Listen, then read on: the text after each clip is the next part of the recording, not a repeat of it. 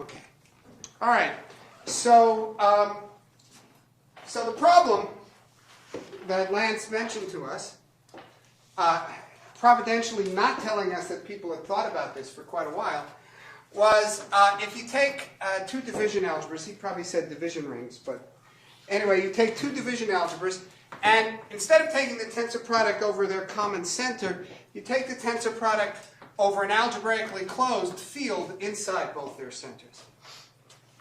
And the seeming conjecture was that that's always a domain.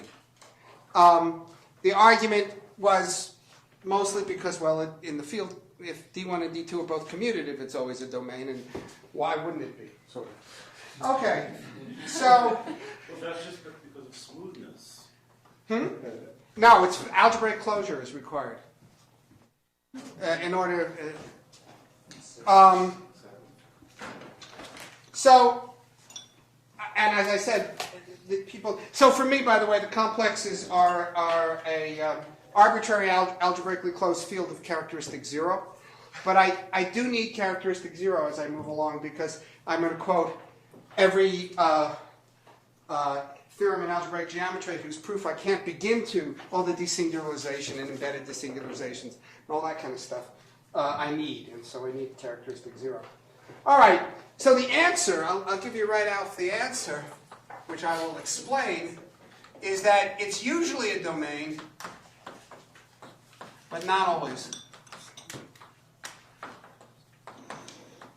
And I'll explain what that means. All right, so let's get over some initial sort of steps. D1 tensor over C D2, of course, has a center, F1 tensor over C F2, where F1 and F2 are the centers of the Ds. And you might as well, and we will, assume the F's are finitely generated fields over the complexes, i.e. the Fi's are the field of fractions of some projective variety, which we'll now assume is smooth, because, as I say, I'm quoting all this stuff. All right, so one of the themes I'm going to try to convince you of is that as we proceeded to do this, or I in particular, Louis will have to speak for himself, got fascinated by this center. But the first thing you have to realize is that this is a domain, it's not a field, and some of your impulses you have to resist. You know, if F1 and F2, which were, for example, rational, then you're inverting everything in F1 and everything in F2, but not the sum of something in F1 and F2. So it's actually quite a, it's very far from a field in general. All right, so what I want to do, start off, which is the yes part. So, and now the first thing I'm going to do is review what amounts to the argument in the commutative case. So suppose D1 is F1. So we're really talking about F1 tensor over C D2. All right. So we're gonna, assume the contrary. In this case, we're going to do something very simple. We're going to take the sum of AI tensor BI, which is one element of here, times the sum of CJ tensor DJ, which is another element in there, and we're going to assume their product is 0, and they're both non-zero. And since they're non-zero, we can assume that the D's are linearly independent over C, and the B's are linearly independent over C. Meanwhile, the AI's and CJ's are rational functions on some variety, and as such, they're defined and sometimes non-zero. All of which says that there's a homomorphism from a subring of F1, I won't bother stating it, to the complexes, such that all the phi of AI are defined,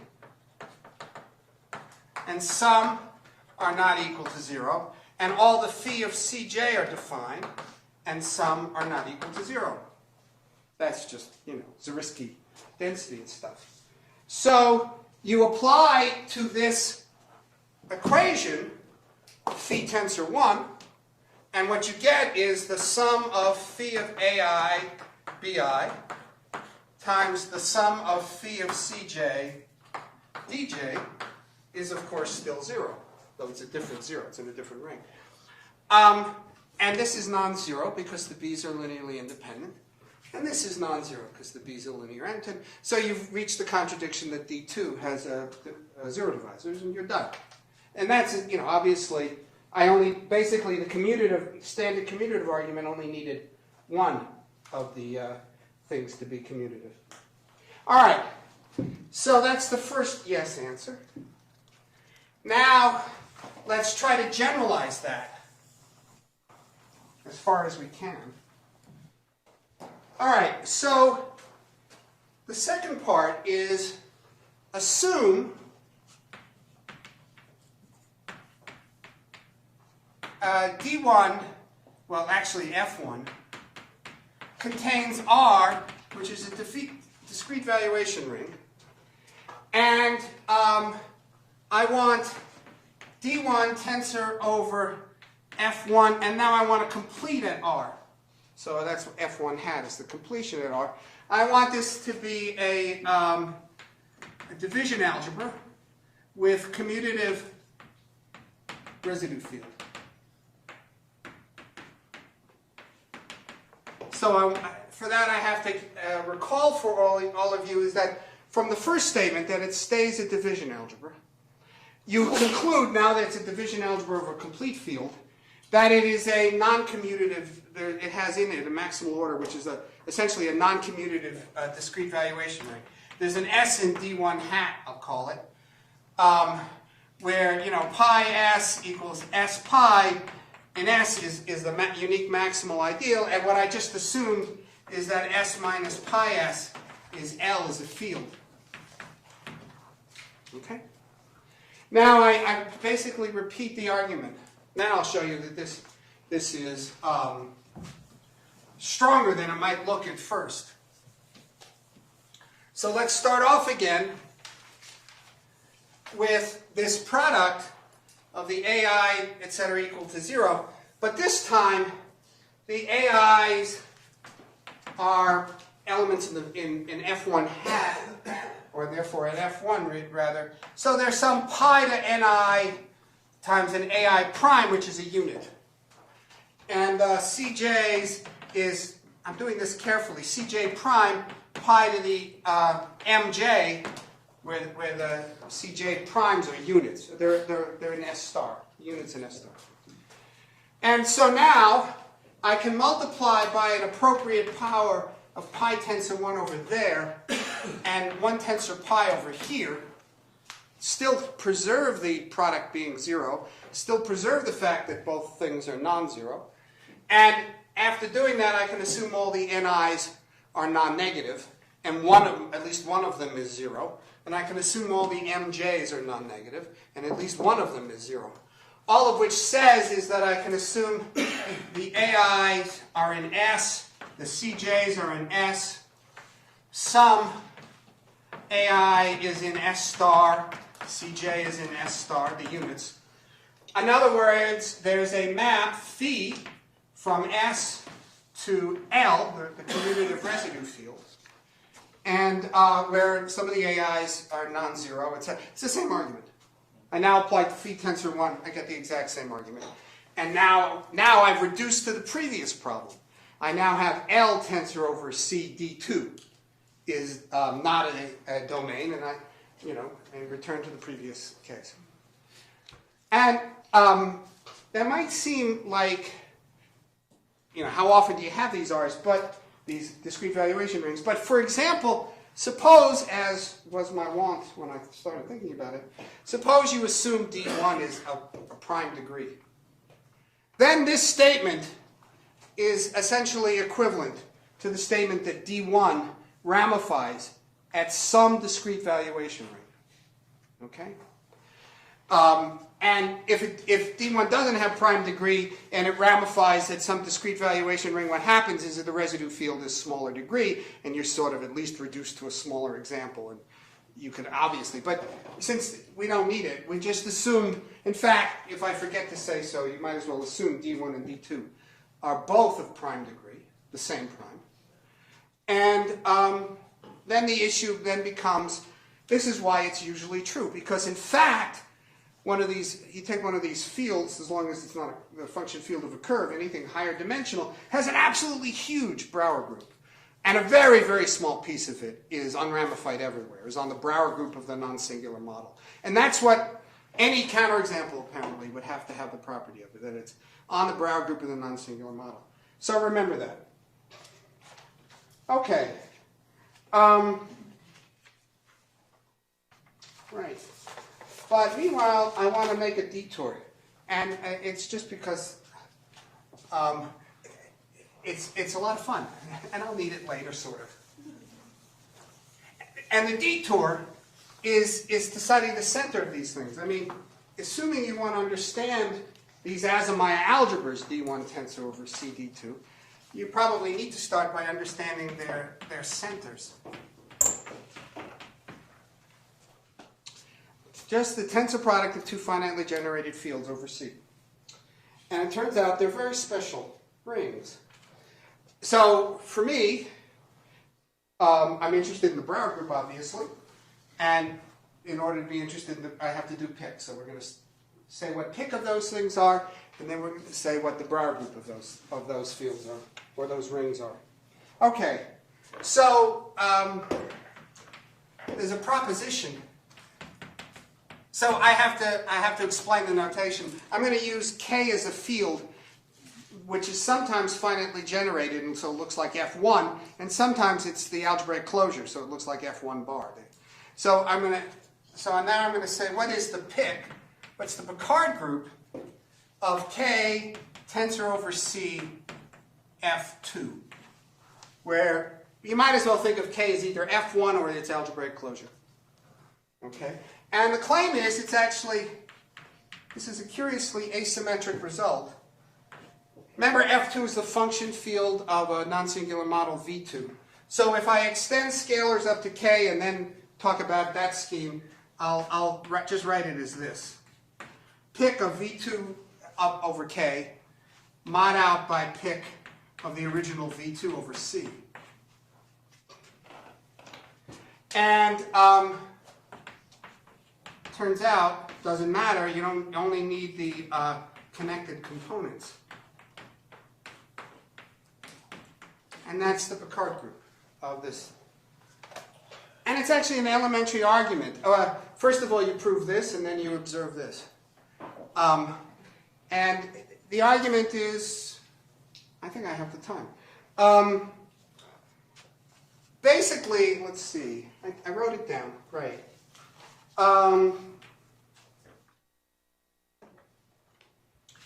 You look at F2 as the direct limit of the affine rings on Zariski open subsets of V2. So pick of K tensor over C F2 is a direct limit of pick of K tensor over C U. As U varies over Zariski open things in V2 that are defined over C. Okay, because we're in F2. And which immediately sort of shows that it's onto, that you know, there's a sort of a map from this Picard group to that, which is onto. Because basically, if you started with something in here, all right, I said it's obvious. Let's see. Yeah.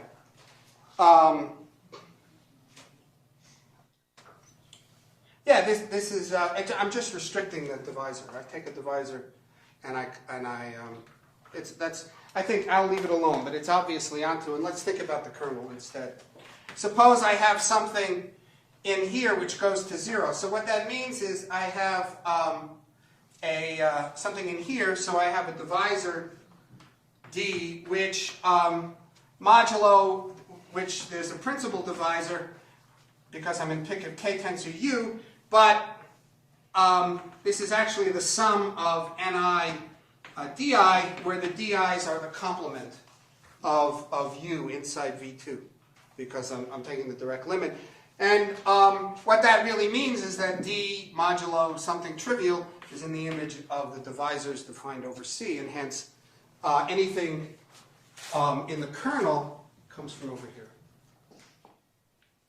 So that you get this, and then in this statement that you can reduce to the connected components is something which will happen again and again in this conversation, in this talk, whereas is all the algebraically closed fields of characteristic 0 are sort of the same.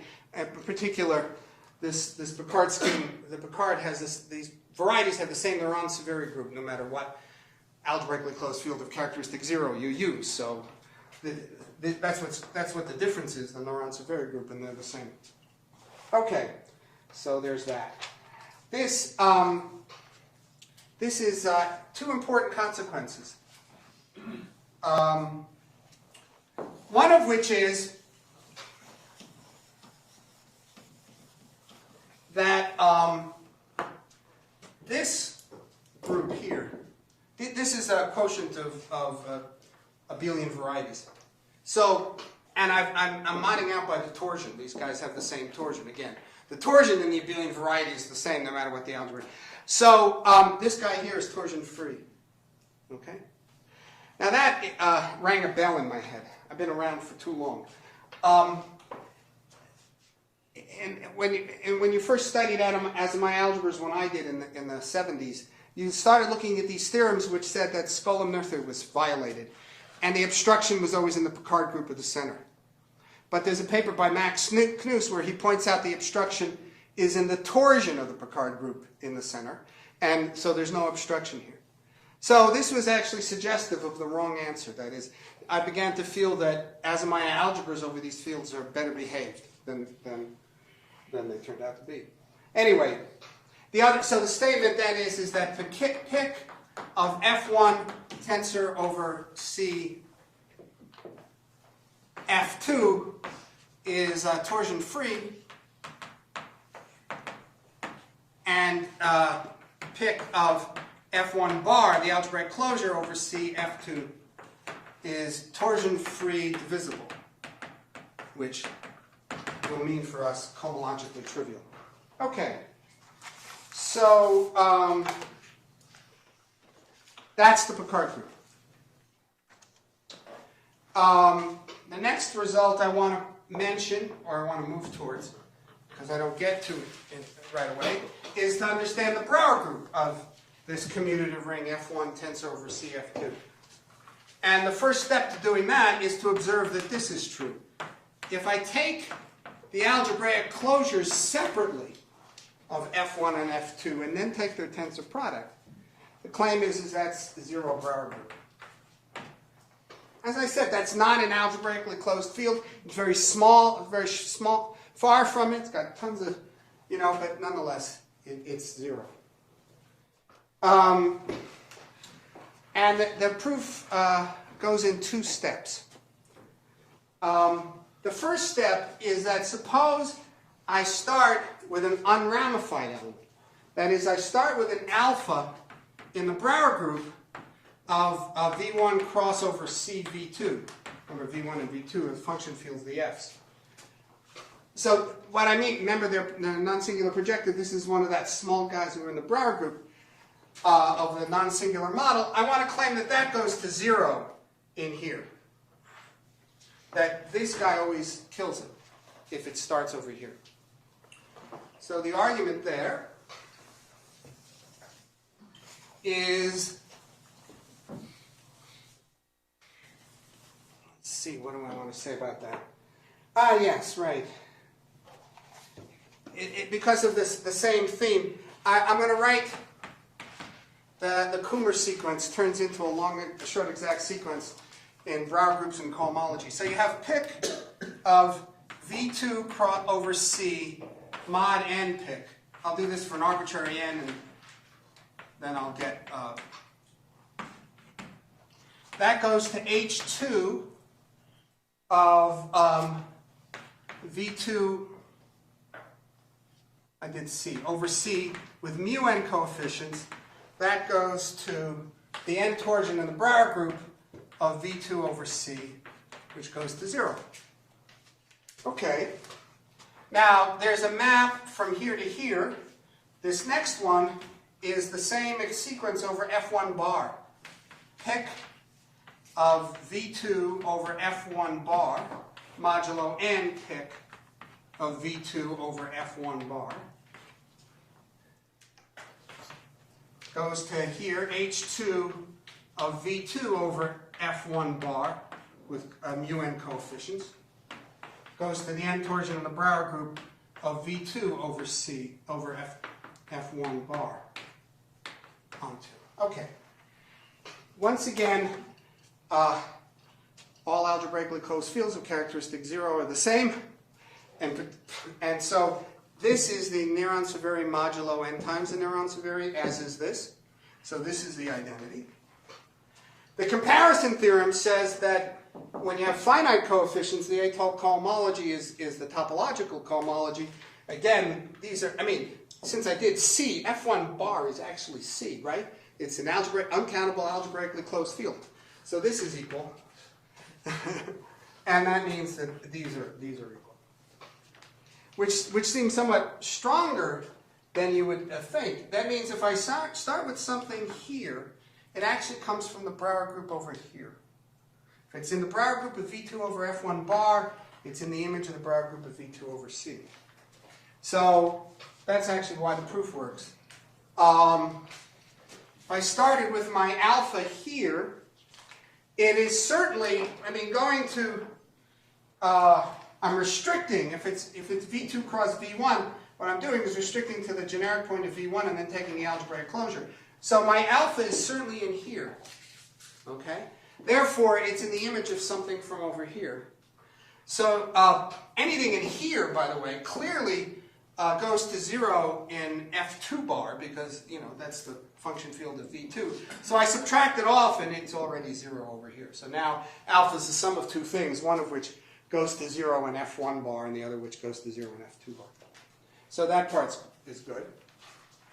And now I wanted the general fact. And this is, I'll put less detail into it because the result is not mine. Now if you start with an arbitrary element in the Brauer group of F1 cross tensor over CF2, you would like to reduce to this case. So what you'd like to do is take a finite extension, which kills all the ramification, pushing your Brauer group element in the Brauer group of the non-singular model. But you want to do it a finite extension of this form, an extension of F1 tensor an extension of F2. So you can do that, basically. It's sort of 90% this result of Perutka, which I asked at a previous conference. In general, if you have the Brauer group of an element in the Brauer group of a finitely generated field, you would expect to be able to kill all of its ramification with a finite extension. That part's easy. What I said as a problem was to prove that you can do it in a bounded way, which is irrelevant to us. But nonetheless, I said, can you do it in a bounded way? And she proved that you could. And then all I had to do from that was to observe that you could take her argument and preserve this structure of being F1 tensor F2. You could kill the ramification in a sort of standard way in both the F1 and the F2. But now we're done because now it's 0. Anything in here, clearly it's a direct limit of these guys. And you start with something in here, you kill the ramification, then it's in some version of this, and then it goes to 0. So this Brauer group is 0. And that says that the Brauer group I want, well, let me give the finite version, and then we'll go.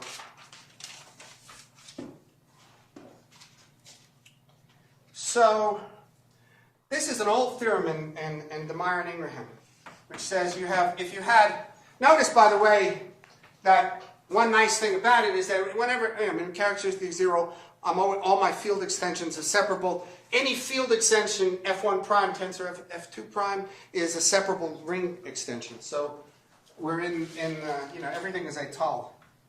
So this is an old exact sequence from the beginning of the theories of Brauer groups of rings. So S over R is Galois with group G, and you have H2G S star goes to the Brauer group of S over R goes to H1G pick of S.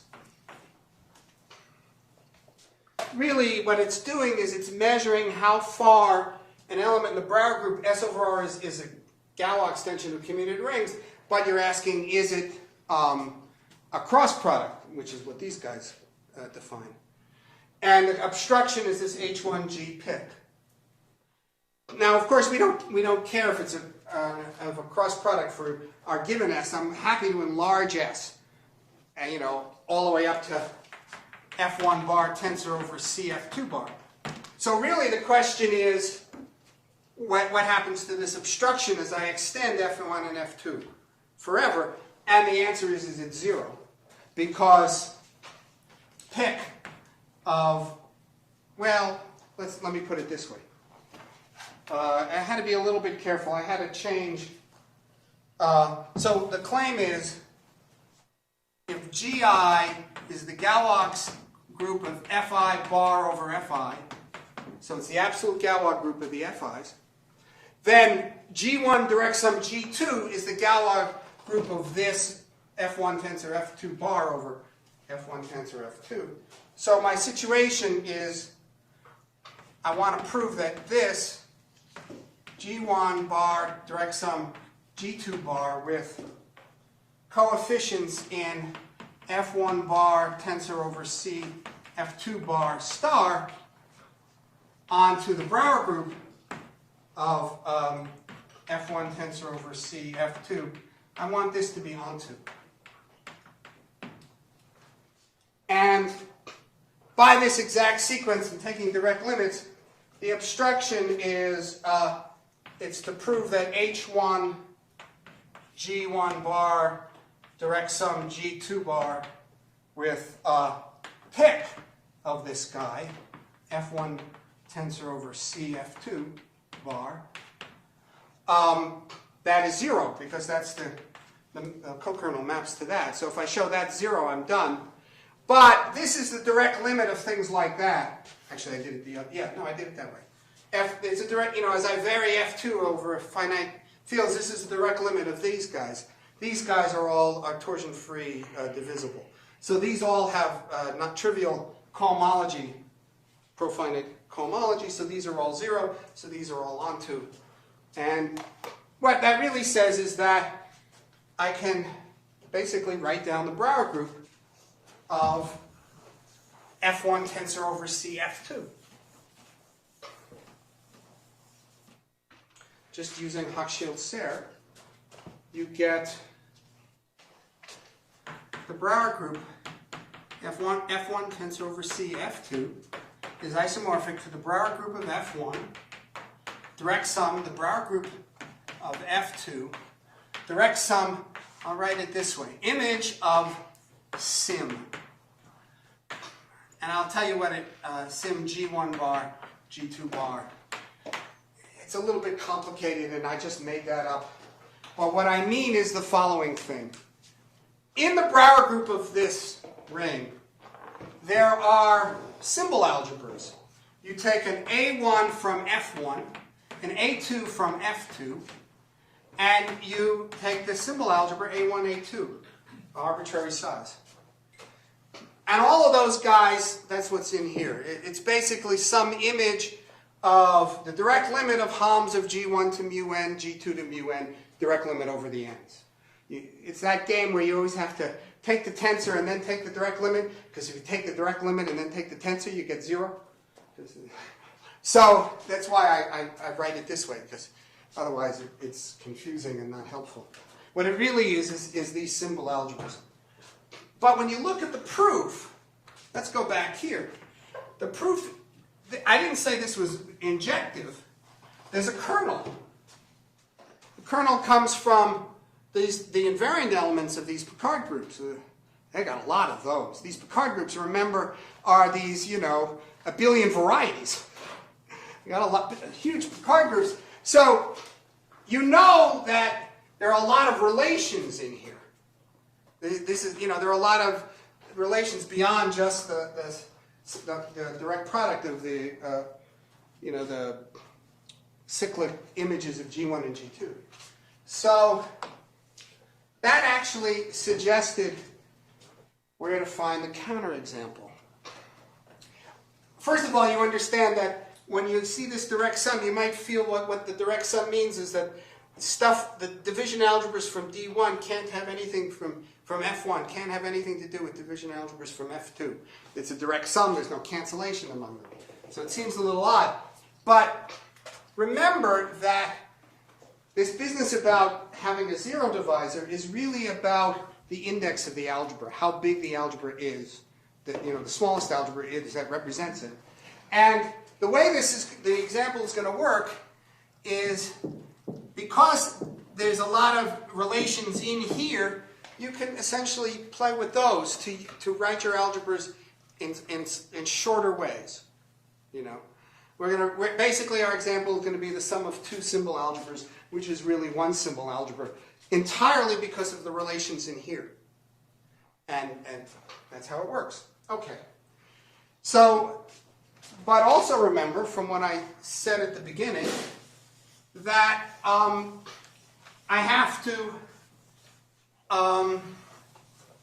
have to write down elements in the Brouwer group. Well, let's see. To be as efficient as possible, it had to be elements in the D1 and D2 in order to come up with an example. We know had to be elements in the Brouwer group of the non-singular models, which are actually fairly hard to get your hands on. That says that V1 and V2 has to have dimension at least 2, both of them. So we might as well assume it has dimension 2. And you needed a circumstance where you could actually play with them well. And partially out of ignorance, what can you do? Well, you can deal with the products of two curves. That's the surface you can actually deal with well. So, in fact, V1 in our example will be the product of two elliptic curves. And V2 in our example will be the product of two elliptic curves. And I'll show you how it goes. All right. First of all, I'll tell you something about the Brouwer group of curves. So, I'm going to do the product of two curves. So what I want to start with is looking at one curve over the function field of the other curve. So I'm going to set F to be the function field of C1. And I'm going to look at C2 bar, which is defined over the complexes, but I'm going to take the algebraic closure. I'm going to take the algebraic closure of F. And that's what the bar means. And G is going to be the Galois group of F bar over F. The absolute Galois group of F. And the definition of divisor and divisor class group, etc., and Picard group says basically that F bar C2 star modulo F bar star, those are the principal divisors, map into all the divisors with quotient the Picard group. That's one exact sequence. There's the obvious exact sequence. F bar star goes into F bar of C2 star, goes into F bar of C2 star over F bar star. And I only wrote that down because it doesn't quite split, but it might as well. Because C2 has a whole lot of F bar points. So any given element in here, you're going to be able to find a splitting. Or another way of putting it, any given element in here, it's defined on some discrete valuation ring which has residue field F bar. So there's no one splitting that works for them all, but for any given element there is a splitting. And so the cohomology of this is going to turn out to be nothing. In particular, the H1 of G with this thing, F bar C2 star over F bar star, is actually the kernel of the Brouwer group of F into the Brouwer group of F of C2, and hence is 0. because C2 has an F point. And so not anything which goes to 0 here, it has to be 0. Again, it splits enough. It doesn't split uniformly, but any element in there, you can find the splitting where it's defined. All right, so that part's trivial. And then finally, the last exact sequence is, I need to take, the Jacobian of C2 bar maps into pic of C2 bar, maps to Z. Once again, C2 bar is defined over C, so in particular it has an F point, and that splits. Okay? All right, so you take those. By the way, I have to say, these exact sequences and the arguments I'm giving using them are all due to Roquette in a paper from the 60s. All right, so you apply, this has trivial H. Oh, one more comment. I'm sorry, I have to do H2. There's a H2 of G F2 bar of C2 star maps to the quotient H2 of G of F of C2 bar over F bar star maps to H2 of G divisor class group of C2 bar, the divisor group of C2 bar. This is the Brouwer group. This is whatever it is. This is, well, the divisor group is the free abelian group on the points. So if you organize the points into orbits under the G, then this is actually a direct sum over all of the orbits of H2 certain stabilizers, I'll call them Z, because it's a free abelian group, which is a direct sum of H1 of these stabilizers Q mod Z. And the feeling you get, which you then verify, is that this long composition is just the ramification. For every point P on the curve C2, there's a map from here onto H1 HPQ mod Z, and then by the universal principle that all maps with the same domain and range are the same, that turns out to be ramification, or maybe minus the ramification. It does not matter. What does matter is that anything, basically elements in the Brouwer group which map to 0 here are the Brouwer group of C2. They're the things that are unramified everywhere on C2. And the consequence of that is that the Brouwer group of C2 over the Brouwer group of F, which by the way is 0 by Sen's theorem. This is a curve over, is H1 of G Jacobian of C2 bar. So the way I do all of that is, from this one you can H2 of pic can be the same as, H1 of pic is the same as H1 of Jacobian, because that splits, and then I'm using here, H1 of this goes to H2 of that, which goes to H2 of that, and I said that was the ramification map. And in fact, H2 of G F bar starts, then again, that's 0. So this is, in fact, this map here is an injection. So this and this are really the same, and that's what you get. You get that the Brouwer group of the curve is just H1 of G with coefficients in the Jacobian. All right. Well, things get even better. Jacobian is divisible. Divisible, that means that there's a surjection from H1G, the end torsion of the Jacobian. I'll actually just say the torsion of the Jacobian, to H1 of G, the Jacobian itself. Because the quotient is, you've heard this before, torsion-free, divisible, and has trivial cohomology, therefore. But it's not an injection. It's not an injection for exactly the same reason as the symbol algebras have relations. Anyway, it's not an injection, but C2 is defined over the complexes. So the torsion points are all defined over the complexes. And therefore, G, which is the absolute Galois group of this F, which is C of C1, doesn't act on the torsion points. So you have trivial action here. So this is really Hom of G, torsion Jacobian of C2 bar, which maps onto, but not injectively to, the Brauer group of the curve. All right, but I'm a lot more comfortable with homomorphisms than I am with arbitrary one cocycles. So any homomorphism to an abelian group is basically the sum of homomorphisms with cyclic images. I mean, in the end, C2 is going to be an elliptic curve, and this is going to have rank 2 whenever we need it. But anyway, it's a sum of homomorphisms with cyclic images. So everything in here is basically the sum of cyclic algebras. The cyclic algebras look like,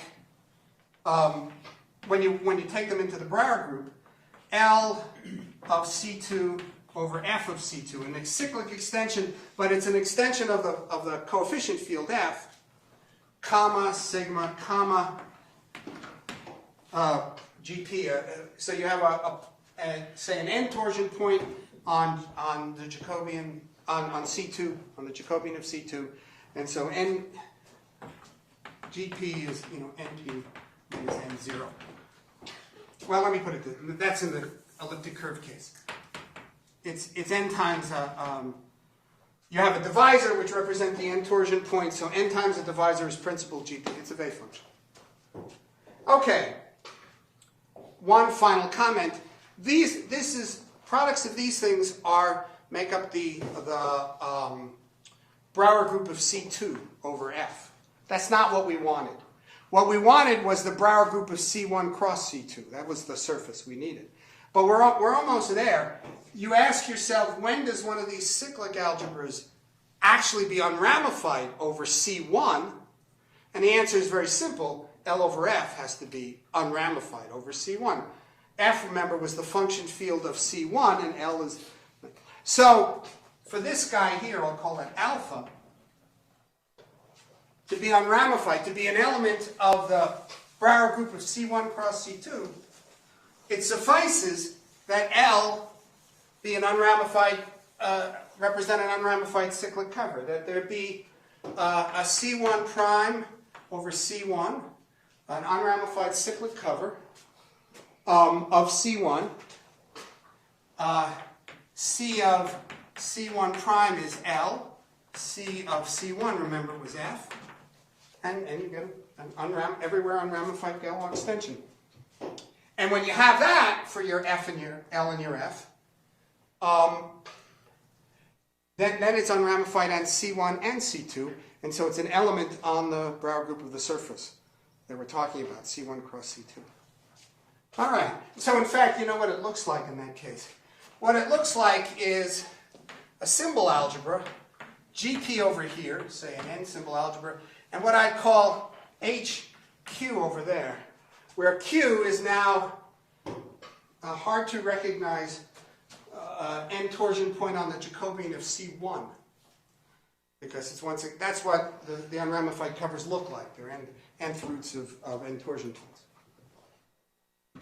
All right, so now you see what the Brauer group of C1 cross C2 is. It's sums of cup products of unramified of covers of C1 and unramified covers of C2. The question is, because remember, what I really care about is the relations. The question is when such a thing is trivial. And for that, it's not, you don't want to think about it as a symbol. You want to think about it as my alpha, which is delta of L of C1 prime C2 over F of C1 C2, comma sigma, comma GP. When does that equal to 0? Okay, well, you start fooling around with this.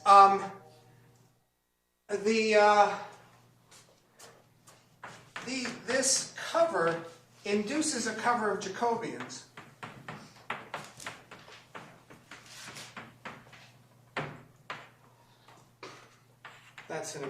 There's a choice of embeddings. And this cover here is a homomorphism.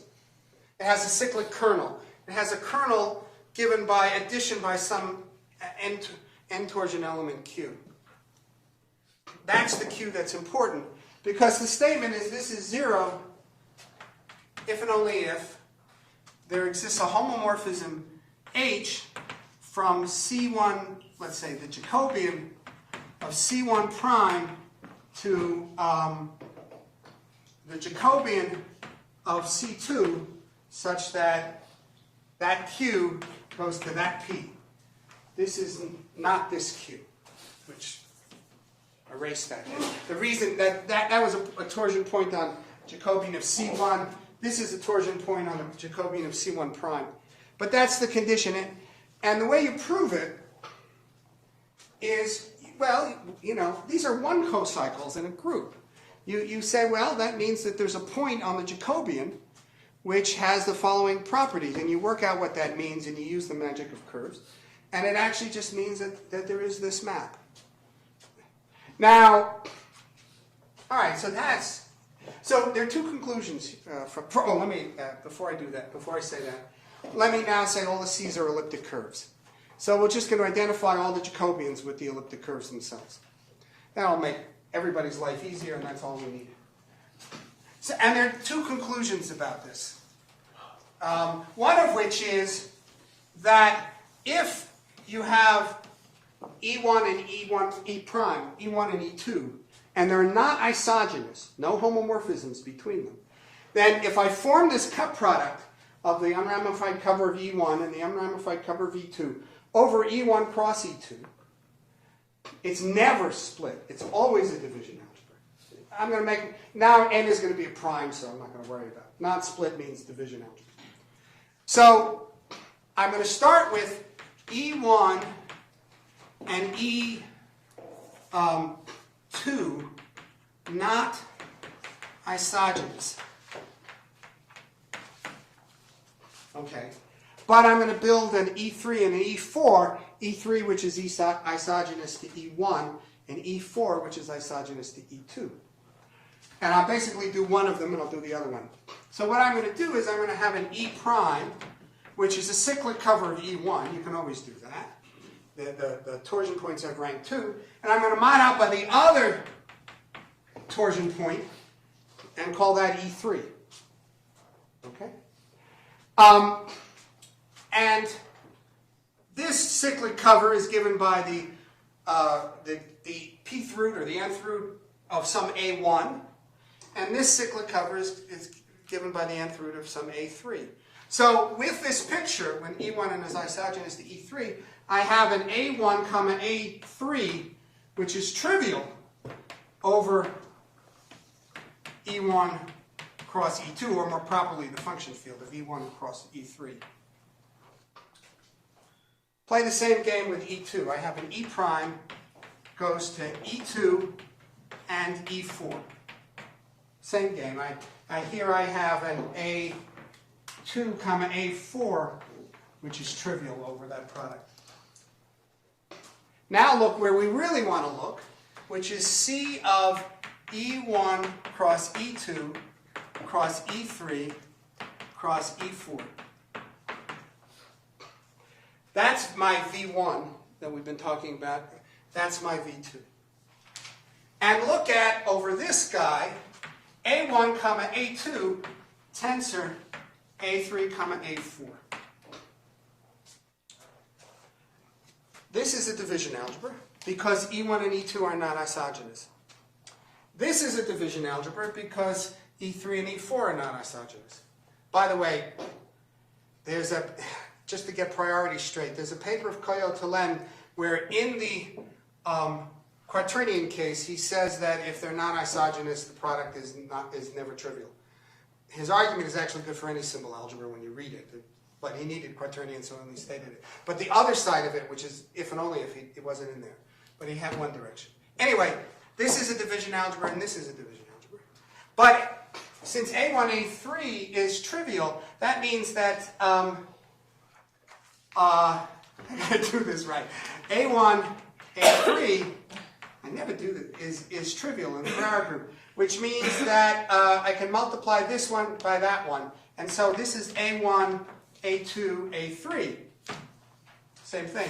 Tensor, and also I know that A2, A4 is trivial, and I multiply them, and I have A2, A3, comma A4.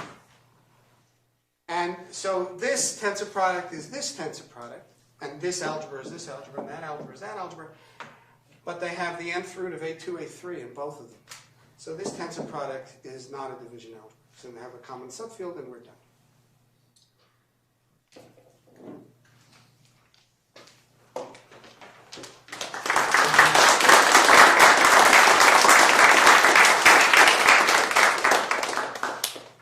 Questions?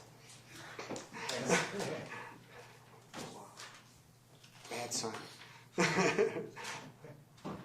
If you don't have a question, I'll have a question, but you should go first. Well, Yeah. Can you actually produce two explicit elements whose product is zero? They're not zero. They just have a subfield in common. So they're a division algebra of degree P. They're certainly not. You were saying it's not a domain, or that the tensor product is zero. Yeah, I could if I had to. Yeah, you could. That's what you meant. Two elements. Yeah. I mean, once I write them in as, you know, the tensor product of a field with itself is always never a domain, and there's, you know, there's a, and so yeah, if I had to, I could do it, but I never did. It's not exhibiting the element. All right, let me ask you a question. Having done all of this, one of course wonders essentially what's going on. Why, but that's too hard. I mean, I thought about that for a while, and it's too hard. I'll tell you what I can't do. Take four non-isogynous elliptic curves, one not isogynous, no two of them isogynous, and form this very same thing, an A1, which gives you an unramified cover, A2, etc., etc. Take the tensor product like this, prove it is a division algebra, where it has no zero divisors. I can't do it.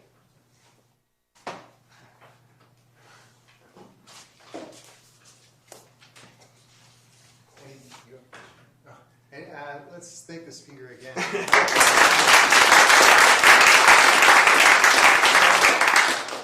We'll have a next talk at 4:30. It's a little break. What was the argument you had where you were saying if your KB was good fractions versus I was saying, let's see. What I was saying was if